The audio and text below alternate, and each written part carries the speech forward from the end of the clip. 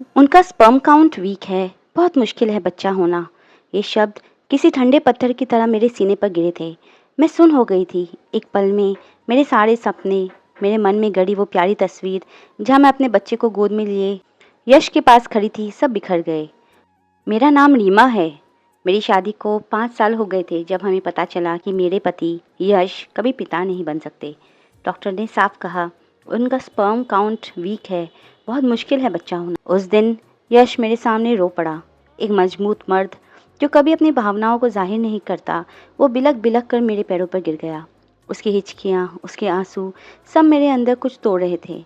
उसने बस एक बात कही, प्लीज़ मुझे छोड़कर मत जाना, प्लीज़ यहीं रहो, मैं तुम्हारे बिना कुछ भी नहीं हूँ। उसकी आवाज़ में वो दर्द था, वो बेबसी थी कि मैं पिघल गई। मेरा दिल चूर-चूर हो गया। मुझे याद है, मेरे अंदर एक अजीब-सी भारी चुप्पी छा गई थी। मैं रो भी नहीं पा रही थी, बस निहार रही थी उसे। और मैंने रह जाने का फ़ैसला कर लिया, क्योंकि मैं यश से प्यार करती थी।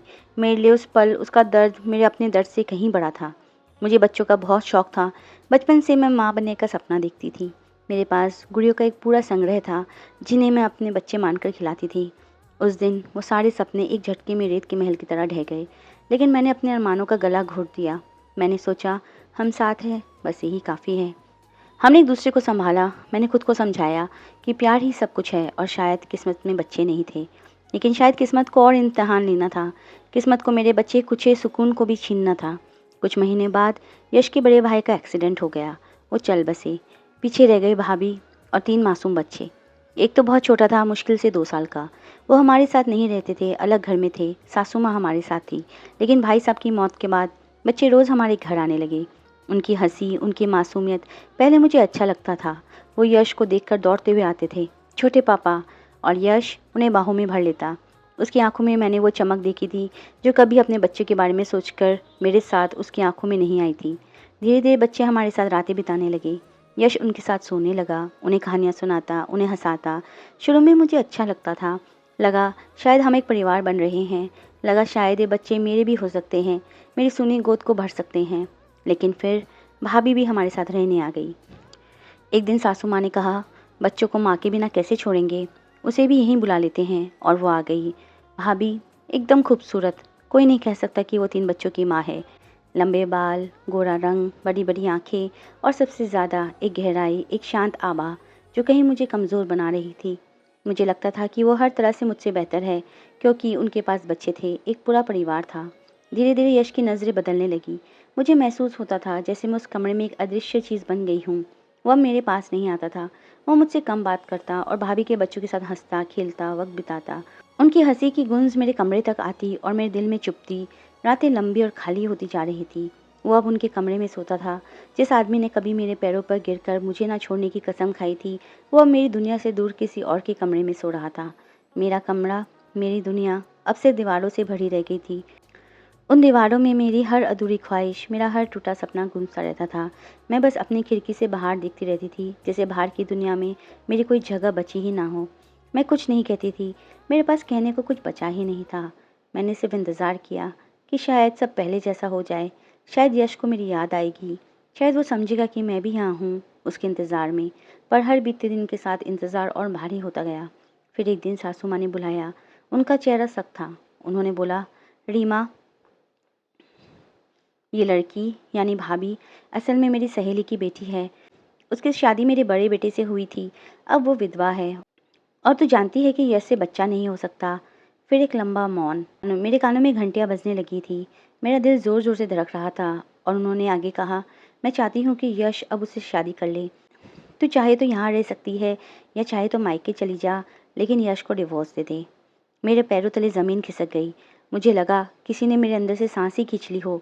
मैं काँप रही थी। मैंने आंखों में आंसू लिए पूछा, और मेरे साथ मेरी शादी, मेरा क्या? मेरी आवाज़ काँप रही थी। बड़ी मुश्किल से शब्द निकले थे। उन्होंने कहा, बेटा, तू चाहे तो रह सकती है, लेकिन तू यश को डिवोर्स दे दे।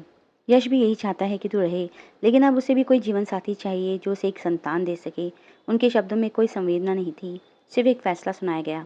मैं अपने कमरे में जाकर घंटों रोती रही। मेरी आंखों में आंसू थमने का नाम ही नहीं ले रहे थे। मेरा सीना भारी था, जैसे कोई बड़ा पत्थर रख दिया हो। कहाँ जाऊँ? पापा इस दुनिया में नहीं रहे, माँ बीमार थी, खुद अपना ख्याल नहीं रख सकती थी। भाई की बीवी तो मुझे एक बोझ समझती थी। मैंने उनकी बातों में अक्सर ये महसूस किया था और भाई खुद इतना परेशान था कि मेरी देखभाल कर पाना उनके लिए संभव नहीं था। मेरे पास कोई रास्ता नहीं था। मैं अकेली थी बेसहारा।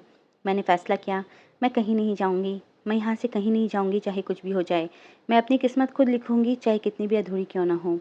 मैं यहीं रहूँगी, मैं यश को डिवोर्स दे दूँगी, लेकिन मैं अपने लिए जीऊँगी। उस दिन मेरे अंदर कुछ टूट कर जुड़ा था। कुछ दर्द इतना गहरा हुआ था कि उसने मुझे मजबूत कर दिया। मैंने अपनी सिली हुई पहचान को फिर से बुनना शुरू कर दिया। उन धागों को जोड़ना शुरू कर दिया जो किसी और के लिए कभी बुने ही नहीं थे। मैंने एक छोटा-सा होम बिज़नेस शुरू किया। बुटीक, कुछ कढ़ाई, कुछ कपड़ों का काम। शुरुआत में मुश्किल हुई पर मैंने हिम्मत नहीं हारी। धीरे-धीरे लोग आने लगे, ऑर्डर मिलने लगे। मैंने अपनी उदासी को अपने काम में झोंक दिया। हर टाँके में, हर बुनाई में मैं खुद को फिर से खोज रही थी। अब मैं किसी के लिए नहीं, अपने लिए जी रही हूँ। मेरे चेहरे पर मुस्कान शायद ही कभी आती है, पर अब मुझे किसी के सहारे की ज़रूरत नहीं है। यश अब भाभी के साथ उनके घर में शिफ्ट हो गया है। उनके पास बड़ा बंगला है, बहुत पैसे वाले लोग हैं।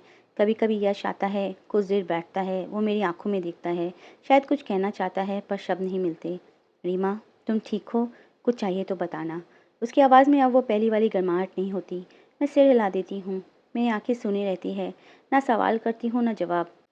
अब कुछ पूछने या बताने को बचा ही नहीं है। अब मैं उससे कोई उम्मीद नहीं रखती। उम्मीदें ही तो है जो सबसे ज़्यादा दर्द देती है। मेरी शादी अब एक नाम का रिश्ता है जिसकी रूह कब की मर चुकी है। कभी सोचती हूँ क्या मैं जिंदा हूँ? मेरे अंदर का दर्द चीखता है पर मैं उसे अपने काम में, अपने खामोशी में समेट लेती हूँ। अपनी मेहनत से, अपनी पहचान से, अपनी मजबूती से। ये मजबूती बहुत अकेली है, बहुत भारी है। ये मेरी किस्मत थी या बदकिस्मती पता नहीं। मैंने स्वयं से रिश्ता जोड़ा है।